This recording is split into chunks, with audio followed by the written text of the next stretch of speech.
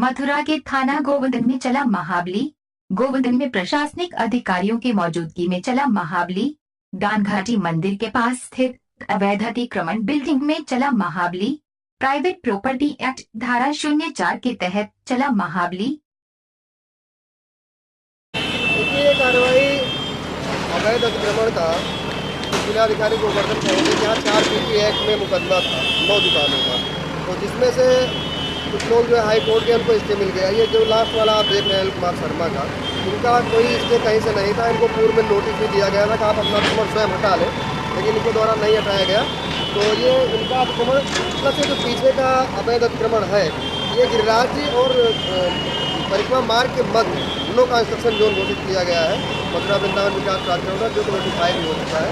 इसके तहत ये अतिक्रमण मतलब सब टीम था, ये दीवार काफ़ी समय से बनी थी, उसको इसी के साथ तोड़ा जा रहा है और मलबा इस संग संग हटाया जा रहा है। ये पूरा गिरिराज जी और परिक्रमा मार्ग के जितने भी अनधिकृत अतिक्रमण है इन सबको पूरा हटने तक कार्रवाई की